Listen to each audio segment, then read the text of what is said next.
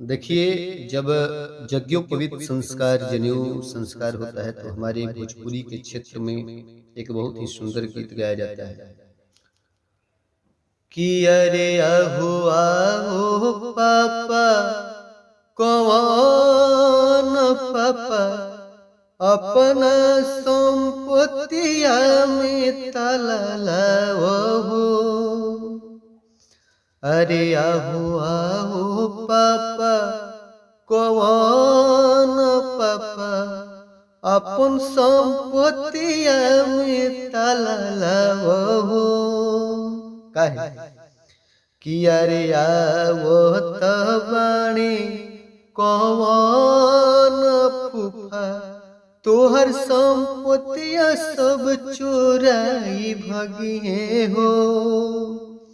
अरे आवो तबाणी कौन फूफा, तोहर संपत्तिया सब चोराई भगिए हो।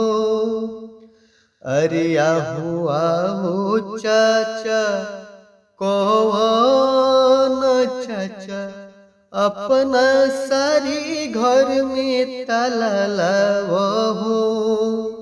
सारी घर मने उनमें गाय बछिया बानल जले कि अरे आहू आहू चाचा, कौन चाचा अपना सारी घर में ताला लाओ। अरे आवो तो बाणी कौन फूफा, तोहर गोया बछिया खोली भगिए हो।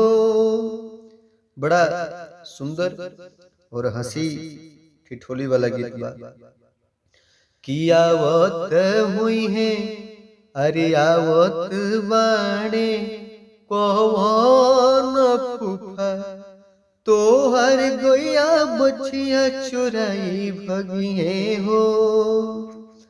अरे आहू आहू पापा, कौन पापा अपना भोर घर में ताला लाओ।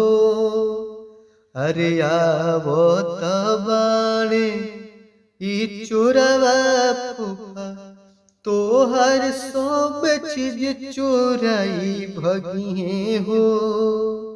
तो ये जनेऊ के समय में गाया जाता है गीत, और ये लड़कियों का गीत है और मुझे बहुत अच्छा लगा। और मैं पारंपरिक गीतों से मुझे बहुत ज़्यादा प्यार भी है और मैं शुरू से ही गाता हूँ। अच्छा लगे तो जरूर शेयर करिए और कमेंट में बताइए, और मैं और भी बहुत सारे गीत गाऊंगा। धन्यवाद।